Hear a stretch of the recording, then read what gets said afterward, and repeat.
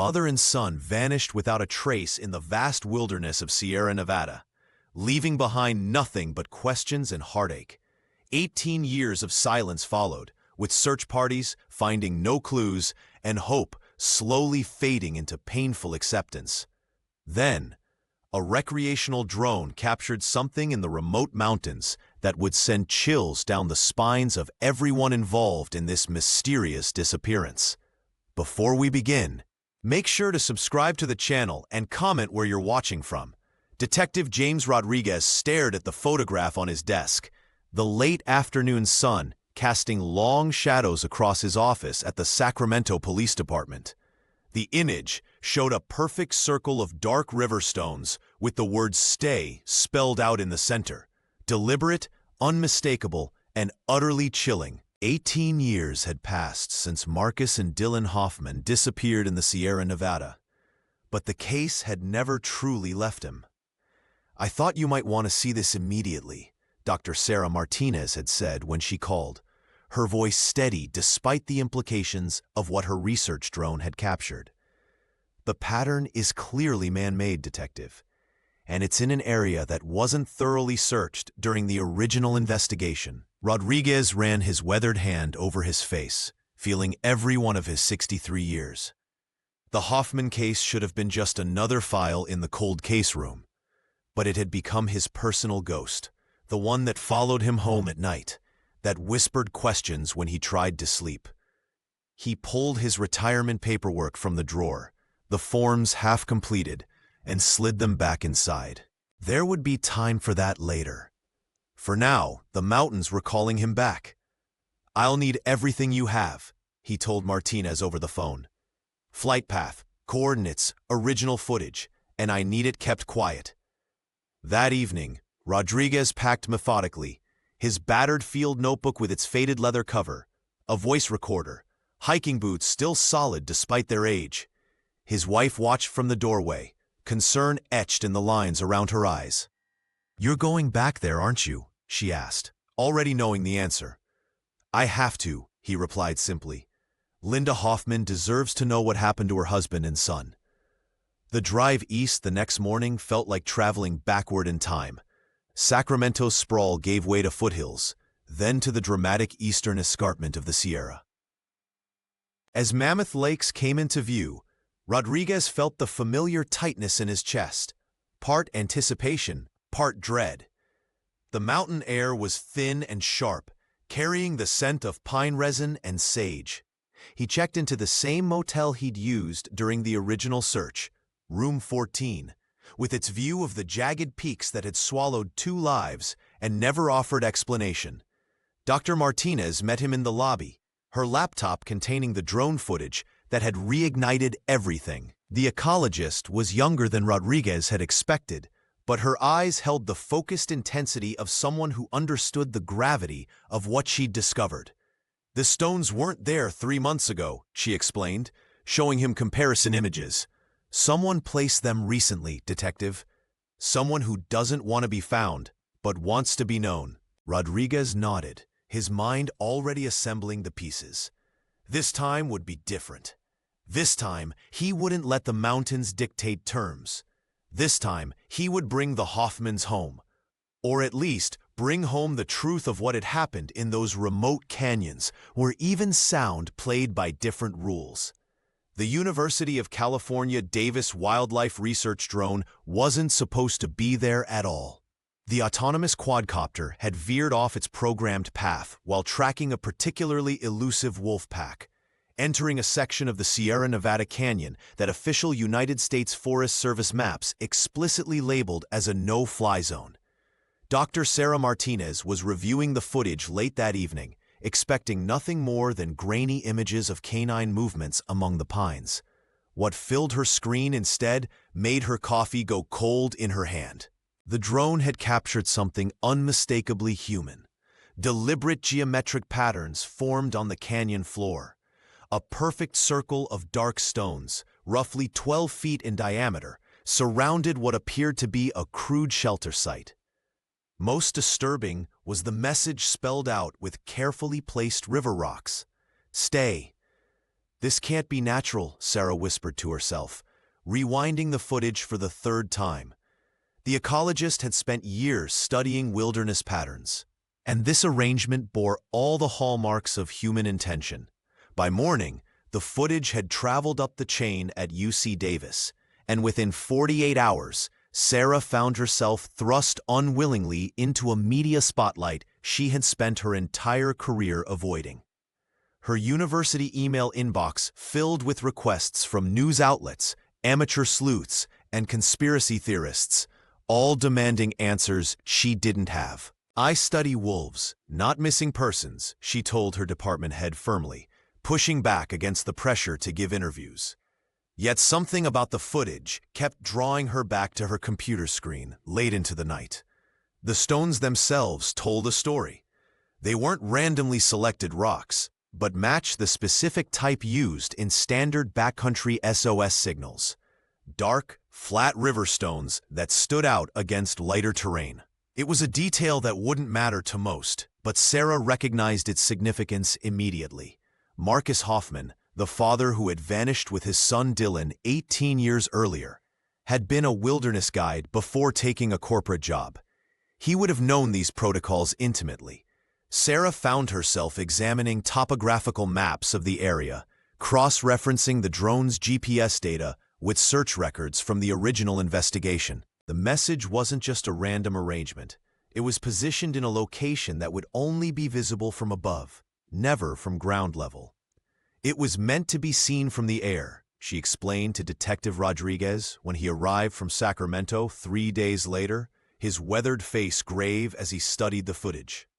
Whoever placed those stones wasn't sending a message to hikers or search parties on foot. They were communicating with aircraft. The detective nodded slowly, his experienced eyes catching what others might miss. "Or warning them away," he suggested quietly, tapping the freeze frame where "stay" was spelled out in perfect, deliberate alignment. The question is, late September brought a biting chill to the Sierra Nevada as Detective James Rodriguez stepped off the helicopter onto a narrow ledge. The aircraft had deposited him and the search team 12 miles from any marked trail, in terrain so remote it appeared on topographic maps as little more than contour lines crowded together in forbidding proximity. Wind funneled through the stone corridors and fern-choked ravines with a cold, metallic scent that made his nostrils flare. "We're going to need full gear for the descent," Rodriguez called over the fading thrum of rotor blades. The team, 3 experienced search and rescue specialists and a forensic technician, nodded grimly as they secured their rappelling equipment. The ravine below yawned like a wound in the earth, its shadowed depths promising either answers or more questions. As Rodriguez clipped his harness to the anchored line, he felt the familiar tightening in his chest, that mixture of expectation and dread that had accompanied every major breakthrough in his career. One by one, they descended into the gloom, boots scraping against lichen-covered granite, hearts pounding with the knowledge that they might be the first humans to touch this place since Marcus and Dylan Hoffman disappeared 18 years ago. The detective landed on soft ground, his boots sinking slightly into a carpet of decomposing pine needles. He unclipped from the line and moved aside, scanning the area with practiced efficiency while the others joined him. The ravine floor was surprisingly level, protected from harsh weather by towering walls of stone. "Over here," called one of the specialists, her voice hushed with discovery. Beneath a granite overhang that formed a natural shelter, they found unmistakable evidence of human presence.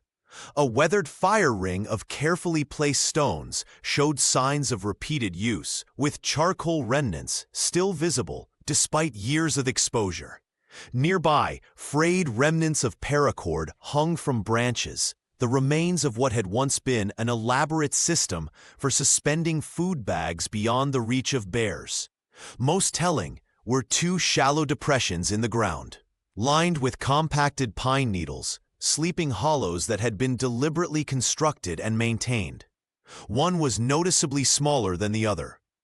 "This wasn't a panic site," Rodriguez murmured, crouching to examine the fire ring. Look at the stone placement, the distance from the overhang. Whoever built this knew what they were doing. The forensic technician was already taking samples, her movements careful and methodical. The organization suggests long-term occupation, she noted. These weren't people lost in the wilderness. They were surviving here. Rodriguez ran his fingers along the smooth granite of the overhang.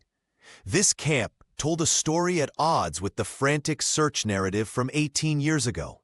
This wasn't a place of fear and disorientation, but one of planning and intention.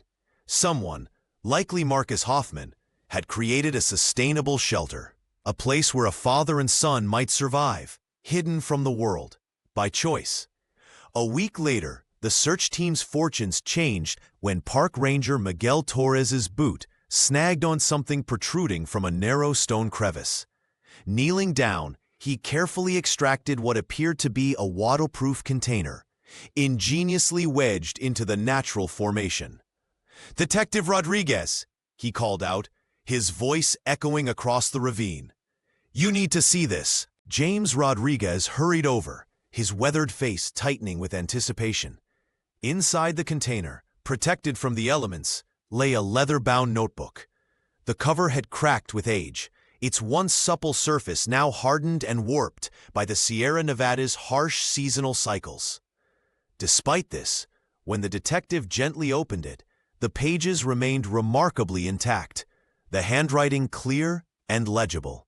"It's Marcus's journal," he confirmed, recognizing the missing father's distinctive penmanship from documents Linda had shared years ago.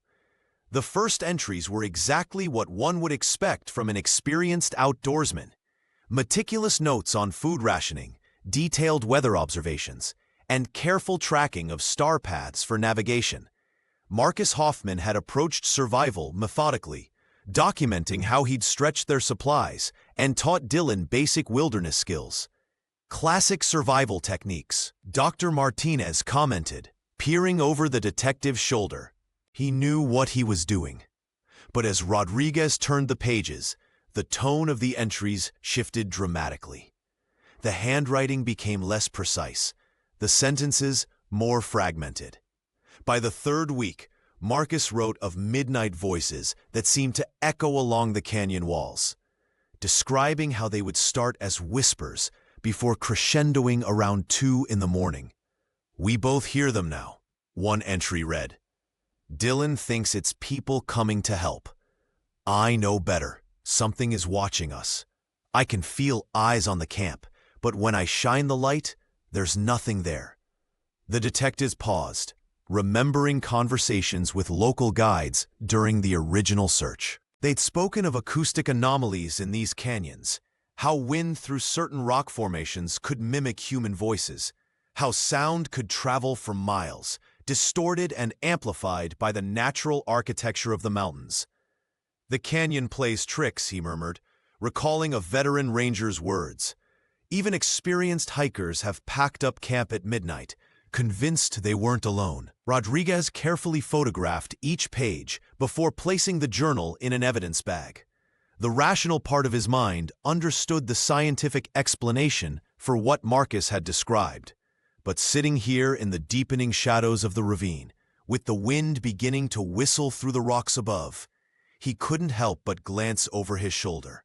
The mountains had their own language, and Marcus Hoffman had been listening to it for far too long. The forensic team huddled around the digital overlay in the evidence lab, their faces illuminated by the harsh glow of the screen. James Rodriguez leaned forward, his weathered hands gripping the edge of the table as the technician aligned the 2006 search grid with the recent drone footage. The revelation hit like a physical blow. The Hoffman camp had been positioned just 200 yards outside the original helicopter search pattern. "They were right there the whole time," Dr. Sarah Martinez whispered, her scientific detachment momentarily cracking. "Just beyond our reach." The camp's location was a painful testament to either incredible luck or deliberate planning.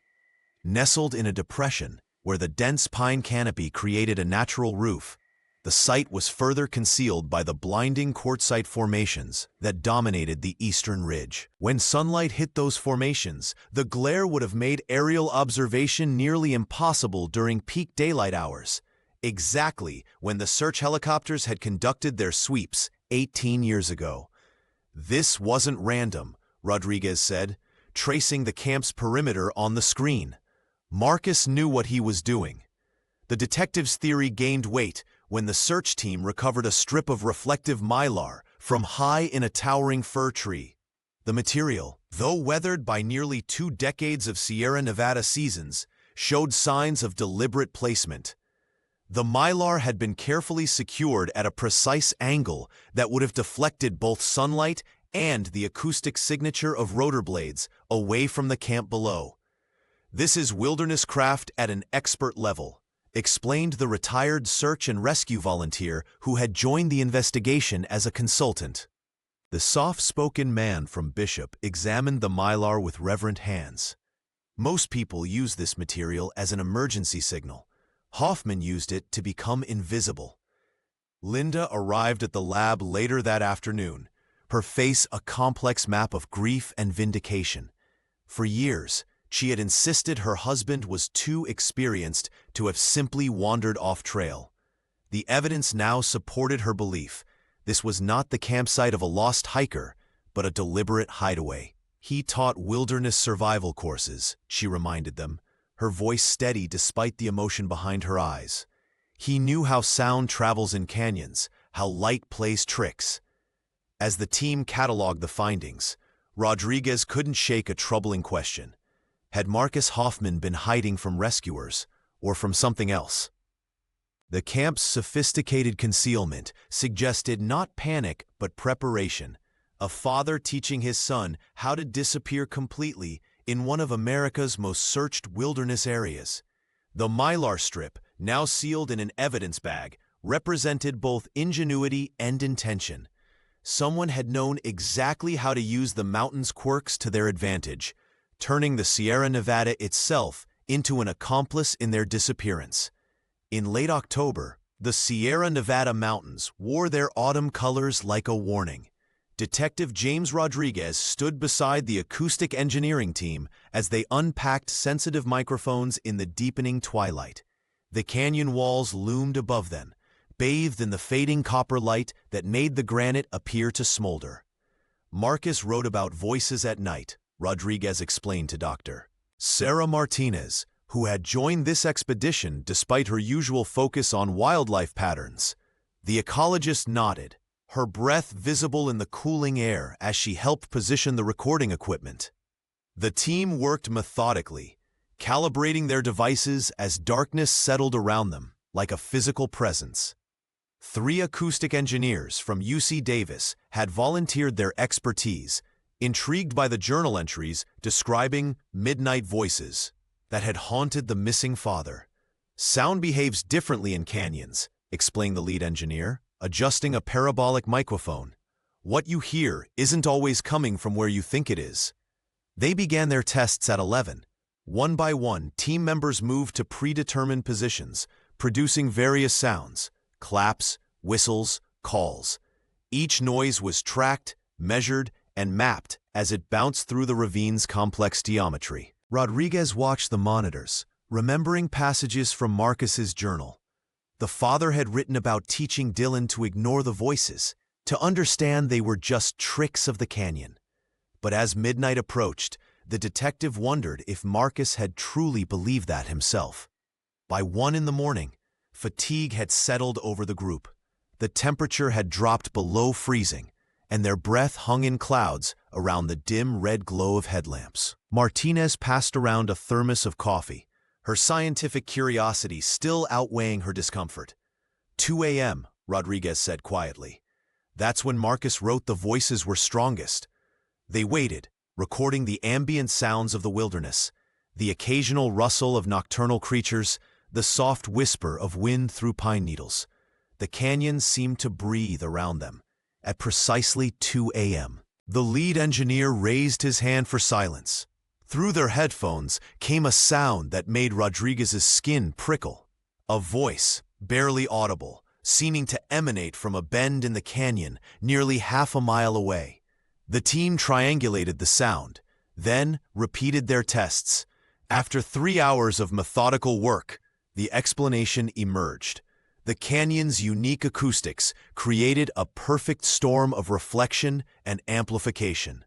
Sounds originating miles away could be channeled, focused, and projected to specific points within the ravine. It's a natural phenomenon, Martinez said, her scientific mind clearly relieved to find a rational explanation. Sound, weaponized by geography. Rodriguez nodded, but found little comfort in the knowledge. The midnight voices were explained, but the fate of Marcus and Dylan Hoffman remained as obscure as ever. What had once seemed supernatural was now understood, but understanding didn't equal answers.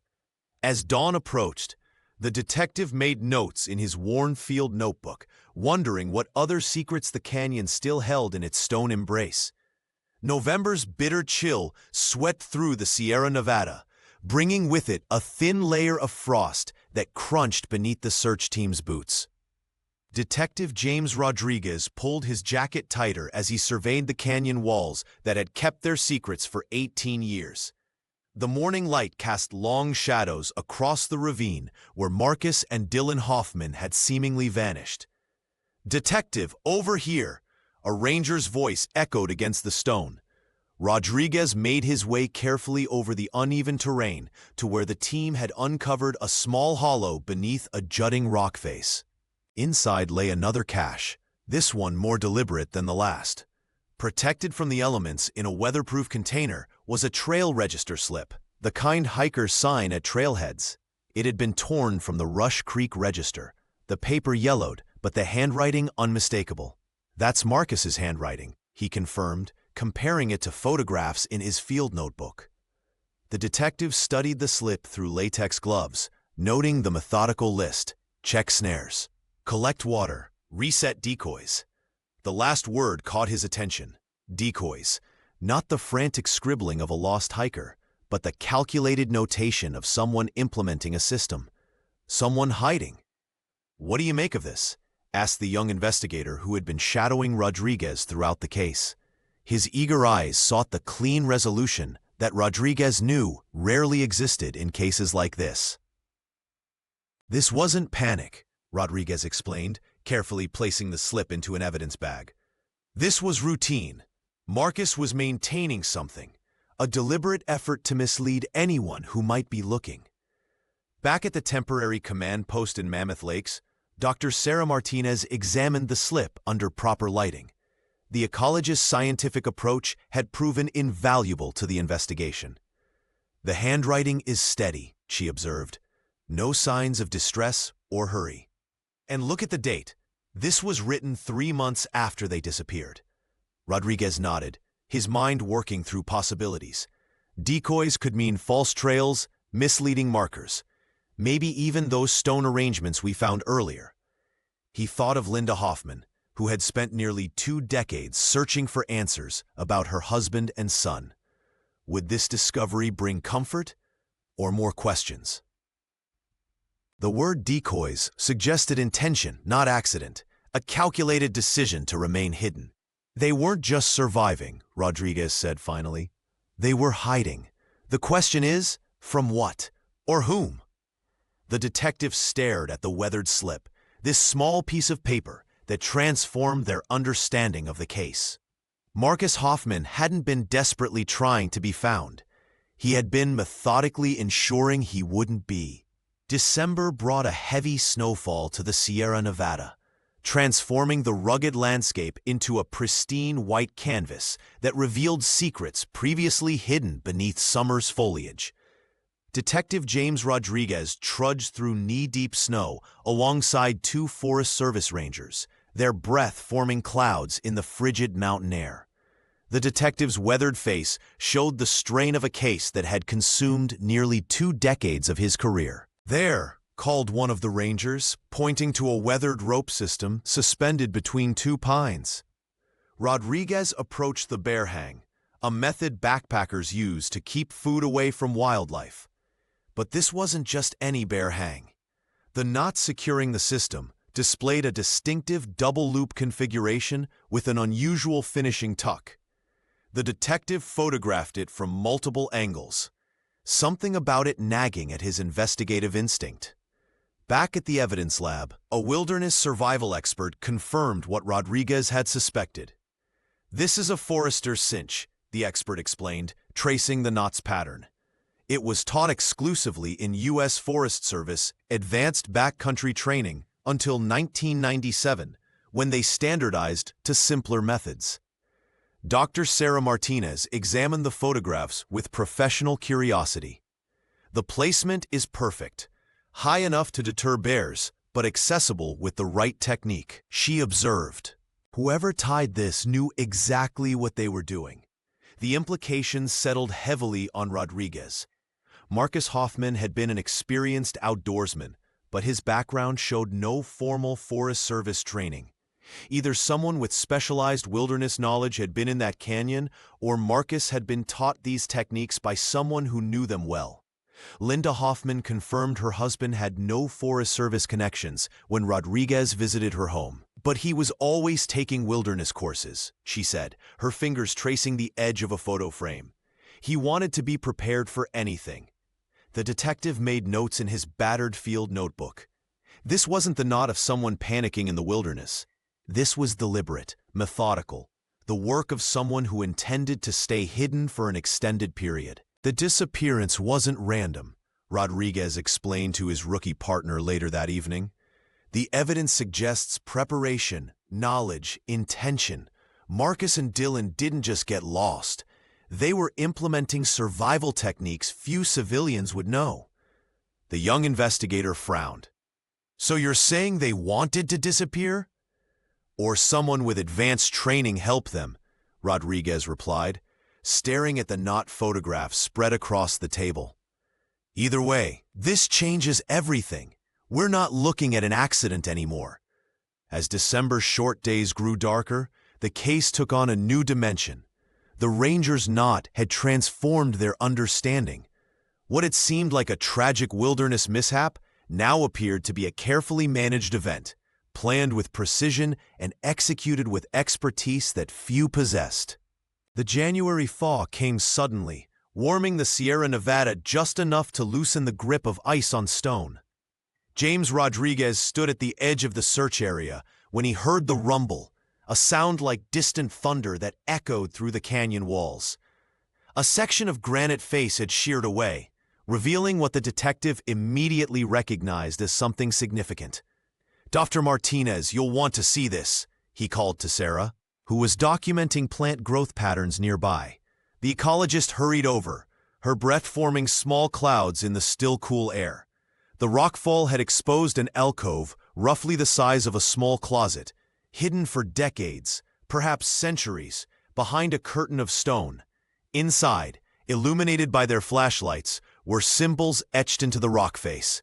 Some appeared weathered and ancient, while others showed the telltale signs of more recent carving. "These triangular markings," Sarah pointed, tracing the air above a series of precise geometric shapes, "they're consistent with U.S. Geological Survey markers from the Depression era." Rodriguez nodded, his experienced eyes cataloging every detail. "But look at these others," he said, indicating a set of spirals and what appeared to be stylized animal forms overlapping the triangles. "They're trying to mimic indigenous pictographs, but the technique is all wrong." The detective ran his gloved fingers gently over the stone surface. The newer carvings had been deliberately aged, with someone rubbing soil into the cuts to darken them and simulate centuries of exposure. "Someone wanted these to look ancient," Rodriguez murmured, "creating a false history." A forensic photographer documented everything, while the team carefully examined the alcove floor. Beneath a thin layer of debris lay a small collection of items, a rusted tin that once held mints, several weathered pennies dated from the 1980s, and a piece of faded red cloth. "It's like someone was building a mythology," Sarah observed, her scientific mind processing the implications, layering new stories over old surveyor marks to create something that would discourage people from looking too closely. Rodriguez thought of Marcus Hoffman's journal entries about midnight voices and being watched. Had Marcus discovered this place? Or perhaps even contributed to its fabricated history?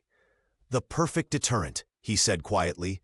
Make people think a place is sacred or cursed, and they'll stay away. As they carefully cataloged the site, Rodriguez couldn't help but wonder if this layered deception was part of a larger strategy, one that might explain why a father and son would choose to disappear into these mountains, and why someone might want to ensure their hiding place remained undisturbed. The alcove had kept its secrets for decades. Now, exposed to daylight, it offered a new perspective on the mystery, one that suggested deliberate misdirection rather than supernatural forces at work in the canyon. February brought bitter winds to the Sierra Nevada, but Detective James Rodriguez pressed on with his investigation. The retired officer's sedan climbed the winding road to Bishop, where he had arranged to meet a man who had been part of the original search for the Hoffmans. The cafe was nearly empty when Thomas Reyes arrived. The retired search and rescue volunteer had spent 30 years combing these mountains for lost hikers, but now he moved with the careful gait of someone whose knees had paid the price for that service. He slid into the booth across from Rodriguez, refusing to look at the detective's recording device. "I don't want my face or voice out there," Thomas said, wrapping weathered hands around a steaming mug. "Some things about these mountains aren't meant for YouTube." Rodriguez nodded, switching off the recorder. "Just tell me what you remember about the Hoffman case." The older man's eyes drifted to the window, where the jagged peaks stood sentinel against the sky. "There are places up there that don't appear on any map. Places that locals know but don't talk about." His voice dropped to nearly a whisper. "Secret places. And you think Marcus knew about these places?" Rodriguez pressed. Thomas nodded slowly. He wasn't just any weekend warrior. He'd spent time with old-timers, learned the paths between paths. As their conversation deepened, the former rescuer revealed an unwritten code among certain wilderness professionals, a philosophy that valued preservation through obscurity. "If we publish every corner, we destroy it," he explained, eyes suddenly intense. "Once a place gets famous, it gets trampled. Some spots deserve protection, even from the public." Rodriguez leaned forward. "Even at the cost of 2 lives?" The man didn't flinch. "I'm not saying anyone deliberately misled the search, but there are those who believe some wilderness should remain wilderness." This fringe preservationist mindset, Rodriguez realized, had existed as whispers within official circles for decades. It was never policy, never written down, but it influenced decisions about which trails to mark, which areas to promote. "Do you think someone helped them stay hidden?" Rodriguez asked. Thomas shrugged, his expression unreadable. "I think Marcus knew enough to disappear if he wanted to. The question is why." As Rodriguez drove back to his motel, mountains looming in his rearview mirror, he considered how such thinking could justify silence, even when lives hung in the balance. The case wasn't just about finding 2 missing people anymore. It was about uncovering an unspoken philosophy that might have contributed to their disappearance. The detective made a note in his worn field book. "Secret keepers, check S&R personnel records from 2006. Who might have known Marcus? Who might have shared the secret places?" Linda Hoffman stared at the evidence spread across her kitchen table. Photocopies of her husband's journal, photographs of the stone message, and printouts of the drone footage that had reopened wounds she'd spent 18 years trying to heal. The morning light filtered through curtains she'd hung the year before Marcus and Dylan disappeared, casting soft shadows over what remained of her family story. For nearly 2 decades, Linda had poured every spare dollar into private search teams, hiking guides, and even a psychic from Reno who claimed to communicate with the mountains. She'd mortgaged their modest Sacramento home twice, sold Marcus's beloved camping gear, and worked double shifts as a pharmacy technician to fund the endless search. "I don't know what to do with this," she whispered to Detective Rodriguez, who sat across from her, his weathered hands folded patiently. "If I release everything to the media, that canyon will be crawling with YouTubers and treasure hunters within 24 hours. James nodded, understanding her dilemma. The detective had seen how public fascination could transform investigation sites into macabre tourist attractions. "Whatever you decide, we'll respect it," he said. Linda traced her finger over the word "stay" in the photograph. "Marcus wouldn't want that place turned into a circus. But keeping it secret feels like I'm hiding the truth from other families who deserve answers." She walked to the window, gazing toward the eastern mountains, barely visible on the horizon. Dylan would have been 26 now. She'd marked his birthdays with small rituals, a cupcake with a candle, blown out in silence. Their anniversary had become just another Tuesday, then Wednesday, then Thursday, as the years accumulated like sediment. "I think I know what to do," Linda said finally, turning back to face Rodriguez. "I won't share the exact coordinates, but I will share what we've learned." Over the next week, Linda transformed her dining room into a command center. She created information packets for search and rescue teams across California, emphasizing practical wilderness preparation. She insisted families should photograph trail registers before continuing, carry duplicate maps in separate packs, and always leave detailed plans with multiple contacts. "The mountains don't play fair," she told a group of hiking club members who'd volunteered to distribute her materials. "But we can be smarter about how we prepare." For the first time since the disappearance, Linda felt something beyond grief: purpose. She couldn't bring Marcus and Dylan back, but she could ensure their story helped others navigate both the physical wilderness and the emotional landscape of loss. The canyon would keep its secrets, but the lessons it had taught would echo far beyond its stone walls.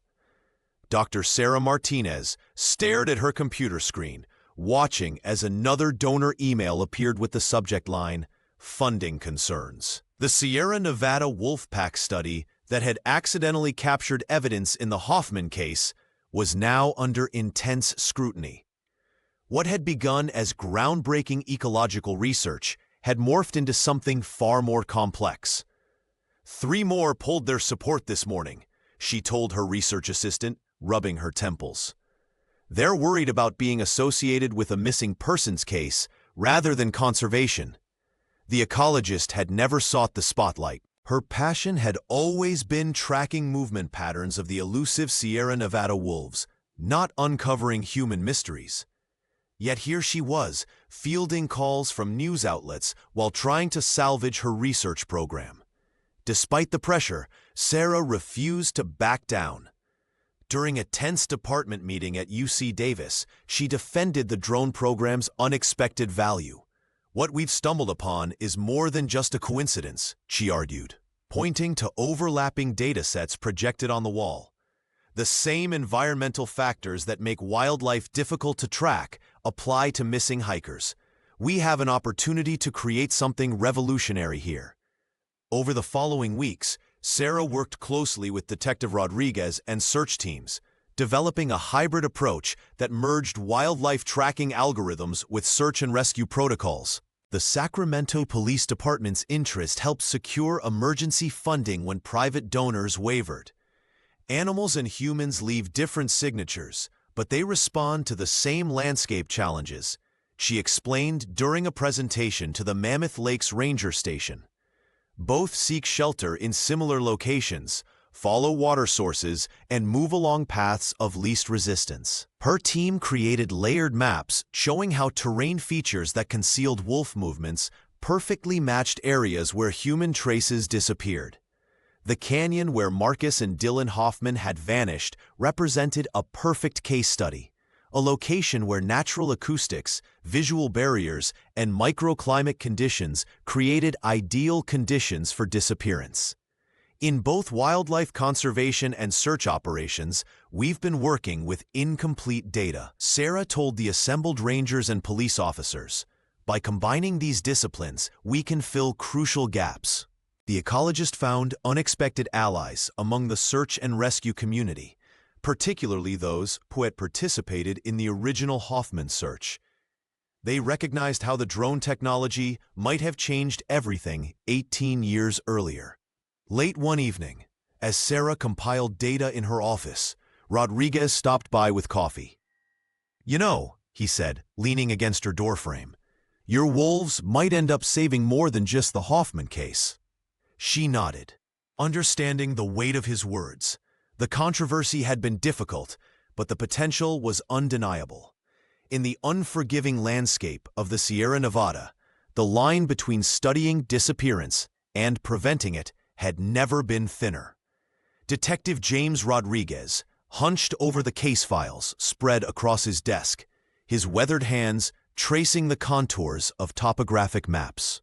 After 34 years with the Sacramento Police Department, he'd expected to spend his final months before retirement filing paperwork and attending farewell lunches. Instead, the Sierra Nevada had pulled him back for one last dance with mystery. "I don't get it," said Officer Melissa Chen, the rookie investigator assigned to shadow him. "If we have the journal and the stone messages, why can't we just conclude what happened and close the case?" Rodriguez smiled faintly. Melissa was bright, ambitious, and thoroughly urban, a product of police academies and procedural training where evidence led to conclusions, conclusions led to reports, and reports led to closure. The mountains operated on different principles. "Come here," he said, gesturing to the satellite images. "See this ravine? What looks like a straight line from above is actually a maze of false trails and acoustic anomalies." "Nothing is as straightforward as it seems." The young officer leaned forward, her brow furrowed.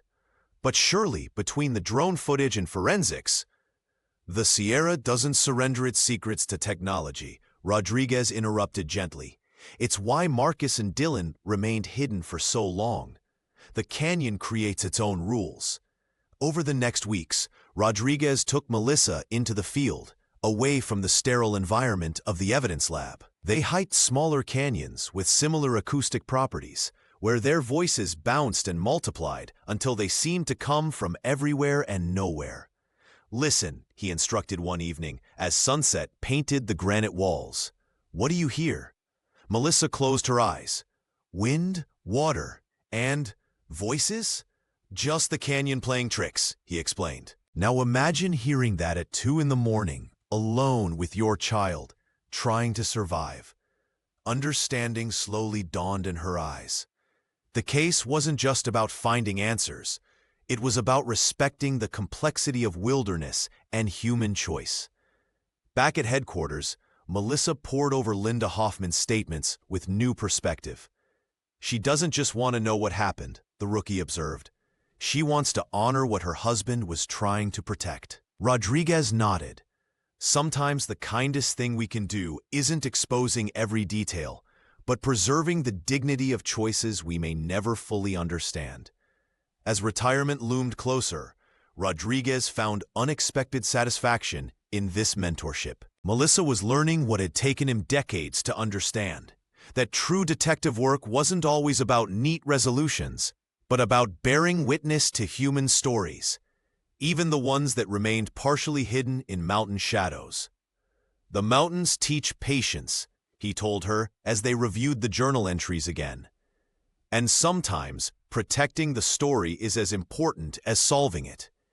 Under the harsh fluorescent lights of the Sacramento Evidence Lab, 3 forensic analysts huddled around the weathered leather notebook that had once belonged to Marcus Hoffman. The journal's final pages told a story that contradicted everything they had initially assumed about the disappearance. "Look at this transition," said the lead analyst, pointing to an entry dated roughly 2 months after the father and son had vanished. "He's no longer writing about escape or rescue." Detective James Rodriguez leaned closer, his reading glasses perched on the edge of his nose. The meticulous detective had spent countless hours with this journal. Yet these pages still revealed new layers. Where earlier entries documented desperate attempts to signal helicopters and mark trails, the later writings shifted dramatically in tone. He was teaching the boy, Rodriguez murmured, tracing his finger along a carefully drawn star chart. Marcus had sketched the night sky with remarkable precision, labeling key constellations with notes about navigation. Beside it, childish handwriting, presumably Dylan's, practiced the same patterns. Page after page revealed a makeshift wilderness curriculum: how to read approaching weather from cloud formations, methods for moving without leaving tracks, and techniques for maintaining absolute silence when necessary. One entry simply stated, "Dylan mastered the owl call today. He understands when to use it." This wasn't a man in panic, observed Dr. Sarah Martinez, who had been called in to consult on environmental aspects of the case. The ecologist pointed to detailed inventories of edible plants and tracking notes. He was systematically teaching his son to live in that environment. For a time, the journal suggested, staying hidden in the canyon had been a deliberate choice. Marcus documented food caches, seasonal changes, and even moments of beauty: a sunset that turned the granite walls to gold, an eagle's nest discovered high above their camp. But as Rodriguez turned to the final entries, the handwriting deteriorated noticeably.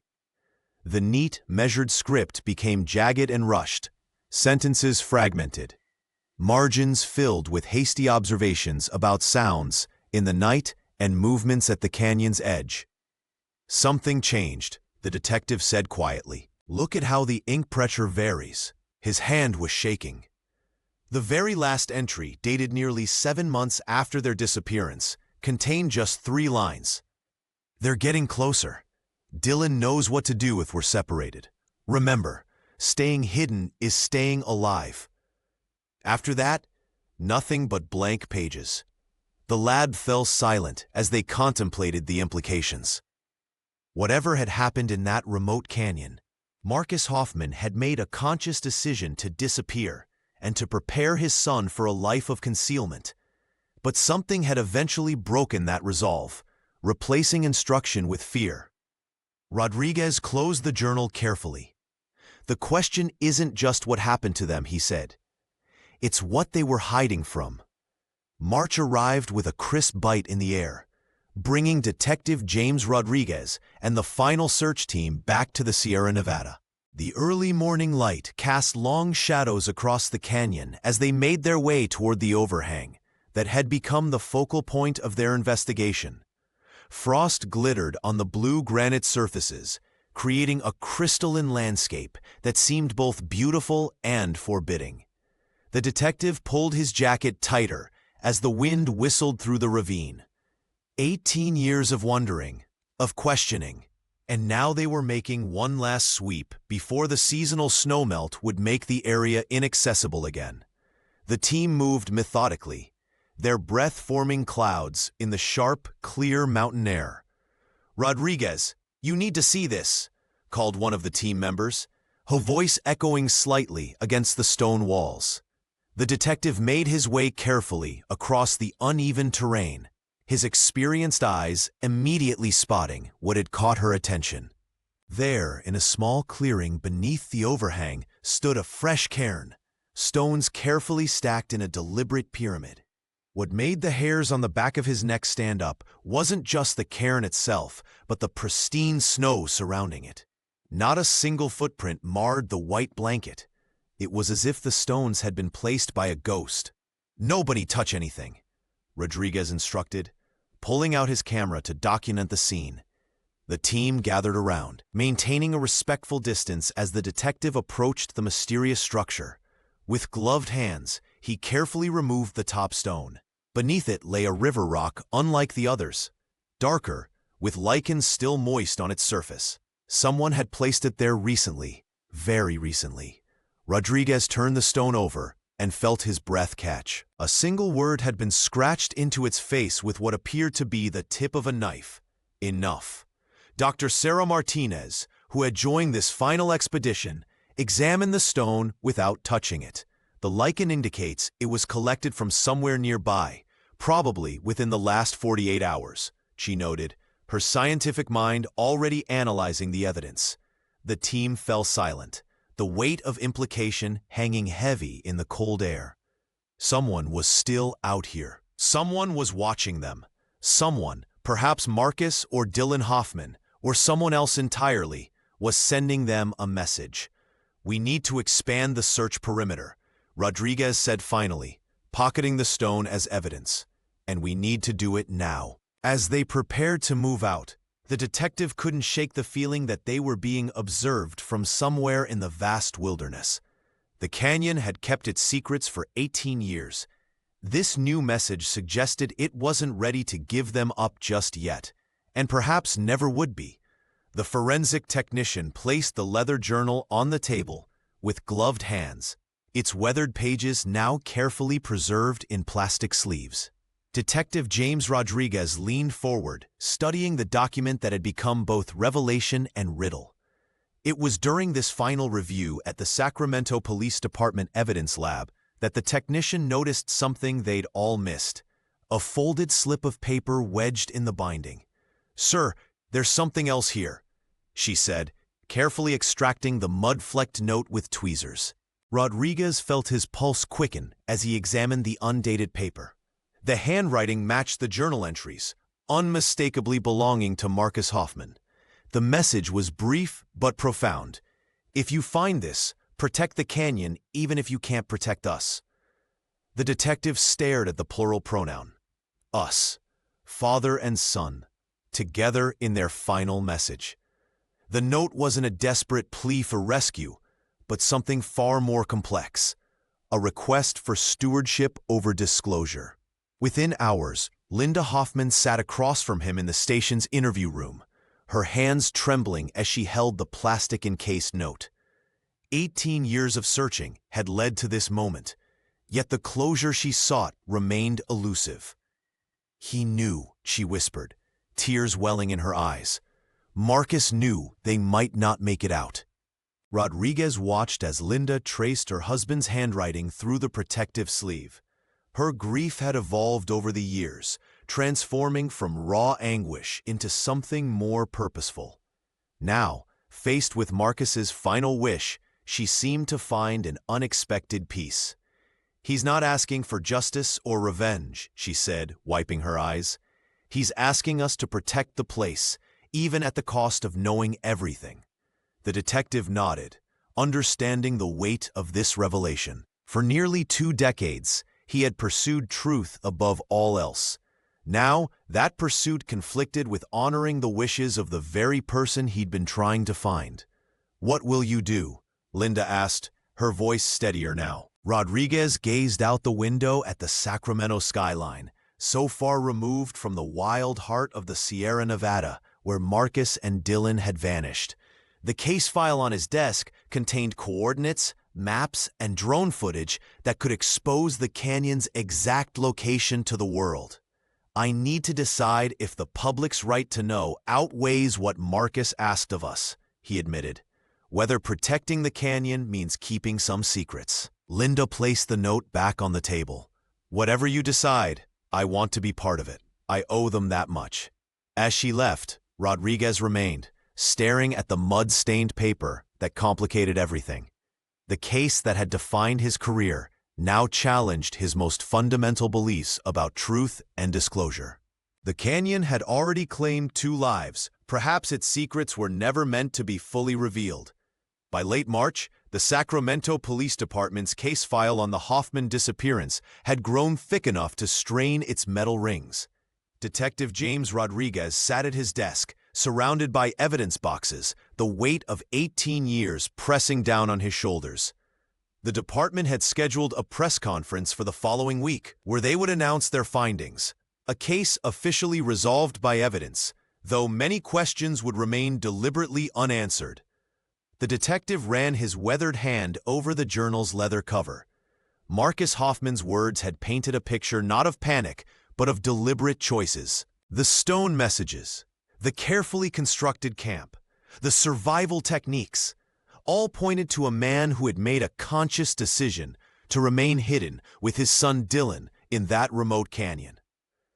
"The public wants coordinates, landmarks, exact locations," Rodriguez muttered to himself. But that's exactly what he was trying to protect. The decision to keep the canyon's precise location under seal had not been an easy one. It had required meetings with the district attorney, the Forest Service, and Linda Hoffman herself.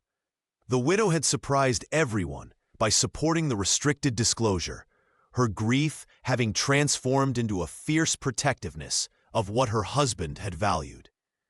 Dr. Sarah Martinez from UC Davis had provided the scientific backing for their decision. Some ecosystems collapse under human traffic, she had explained during their last meeting.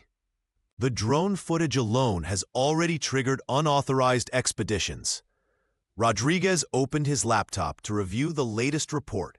3 hikers rescued after attempting to locate the Mystery Canyon, based on speculation from online forums. The wilderness was extracting its price from those who sought to unveil its secrets. The young investigator Rodriguez had been mentoring stopped by his desk, coffee in hand. "I still don't get it," she said, setting down the cup. "We solve cases so people know the truth. What's the point if we hide half of it?" "The point," Rodriguez replied, "is respecting that sometimes the cost of complete disclosure is too high. For the ecosystem, for the family, even for the mystery itself." He thought about the media vultures circling the case, the conspiracy theorists, the treasure hunters who would descend on the canyon if they knew where to look. He thought about Marcus's final note, a plea to protect the place, even if the people couldn't be saved. The detective closed the file and locked it in his desk drawer. Tomorrow he would prepare his statement, carefully crafted words that would acknowledge the evidence while honoring the silence the mountains demanded.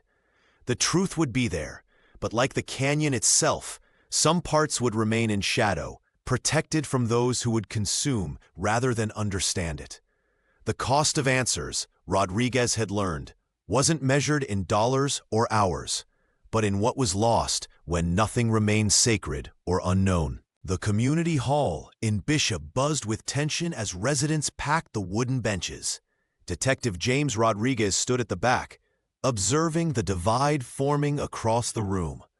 On one side sat the conservationists in their weathered hiking boots and fleece jackets.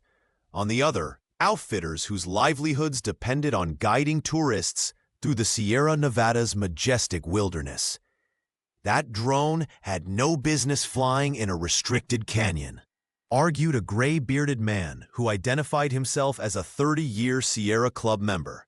"We've spent decades protecting these spaces from overuse. Now everyone with a smartphone will be hunting for the Mystery Canyon like it's some treasure hunt." An outfitter named Mike stood up, his sun-weathered face flushed with frustration. "My bookings are down 40% since you scientists restricted access. Families depend on these trails for their income. We respect the mountains as much as anyone." Dr. Sarah Martinez hadn't planned to attend, but found herself called upon to defend the wildlife research program. The ecologist approached the microphone with reluctance, adjusting her glasses before addressing the crowd. "Our drone program was designed to track endangered wolf populations, not to expose wilderness secrets," she explained. "What happened was an unintended consequence of legitimate research." The room erupted in overlapping voices. Rodriguez watched as the community that had once united in search efforts for Marcus and Dylan Hoffman now fractured over what their disappearance and recent discoveries meant for the future of the mountains. A park ranger rose to speak, his uniform commanding momentary silence. "There's always been tension between preservation and access. What makes this different is that technology has changed the equation. A drone can reveal in minutes what remained hidden for 18 years. The debate shifted to practical matters. Should drone flight paths be publicly disclosed? Should the exact coordinates of the Hoffman camp remain classified? Even the definition of leave no trace ethics came under scrutiny. Did it apply to information as well as physical impact?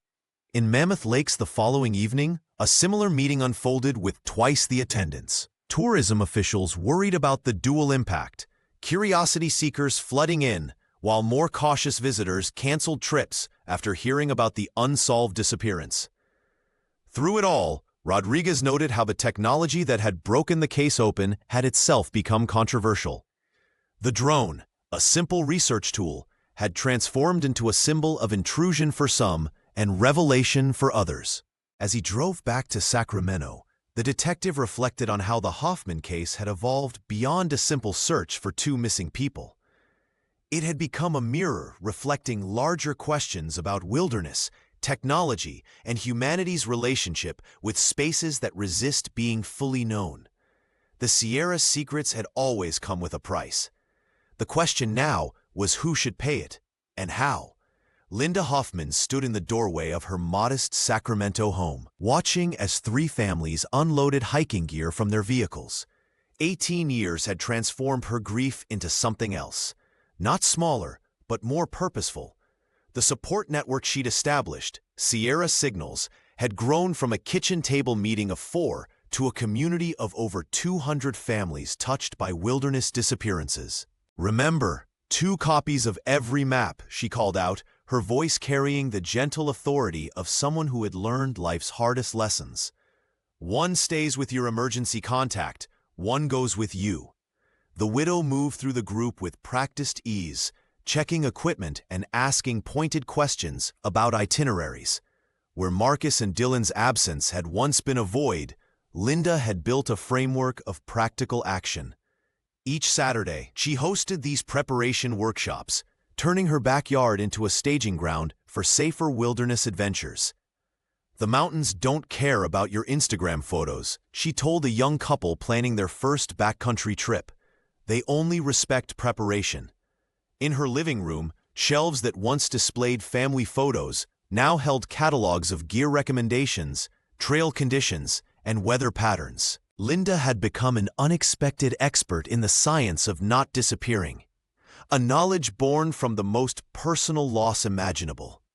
Detective James Rodriguez visited occasionally, bringing coffee and sitting in her kitchen.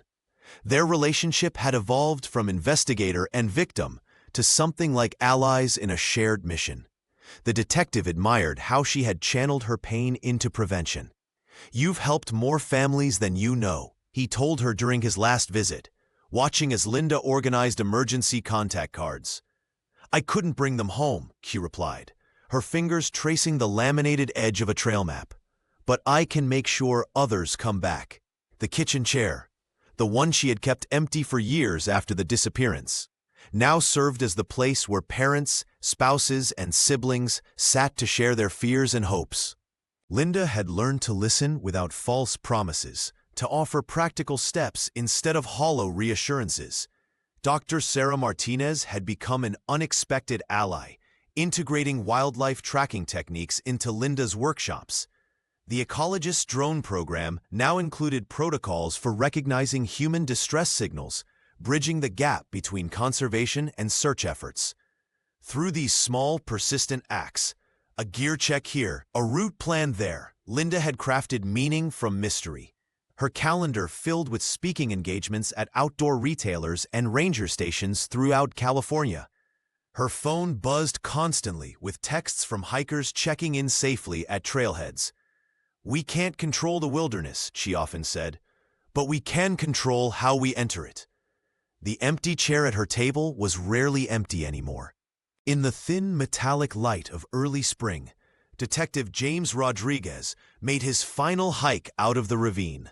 His boots crunched over frost-ticked stones as dawn painted the Sierra Nevada in shades of amber and gold. The seasoned investigator paused, allowing himself one last look at the place that had consumed nearly 2 decades of his professional life.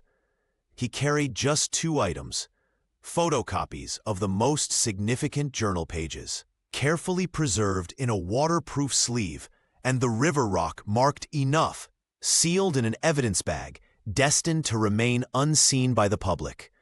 The weight of the stone in his pocket seemed to grow heavier with each step toward the extraction point. Rodriguez had argued with his superiors for hours about what should be disclosed. In the end, they'd reached a compromise.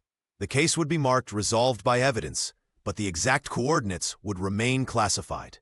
Some places deserved their secrets, the retired search and rescue volunteer had told him weeks earlier. Those words echoed in his mind now, no longer seeming like evasion, but wisdom. The helicopter appeared on the horizon, a mechanical intrusion in this ancient landscape. As Rodriguez waited, he thought about Linda Hoffman. Yesterday, she had shown him her kitchen table, once kept empty as a memorial, now surrounded by maps and safety guides for families of missing hikers. Her grief had transformed into purpose. Dr. Martinez had moved on too, integrating her wildlife tracking protocols with search and rescue operations. The ecologist had found meaning in the intersection of her research and human safety, despite the controversy that still surrounded the drone program. The young investigator Rodriguez had been mentoring was waiting at the landing zone, notebook in hand, still hungry for neat conclusions. The detective smiled, knowing that teaching the rookie to embrace ambiguity had been his final professional lesson. As the helicopter descended, Rodriguez took one last photo of the canyon with his personal device, not for evidence but memory. The Sierra Nevada kept its deeper secrets, its power rooted in physics, isolation, and human belief. The last word belonged neither to the investigators nor the public, but to the canyon itself, a warning, a benediction, and a mystery. Enough. When he boarded the aircraft, Rodriguez didn't look back. He understood now what Marcus had written in that final mud-flecked note. Some truths aren't meant to be headlines or viral videos. Some stories belong to the wilderness that shaped them, to the father who taught his son to read star paths, and to the mountains that had both threatened and sheltered them. The case would never truly close, but perhaps that was the point. The canyon had spoken, and for James Rodriguez, after 18 years, it was enough.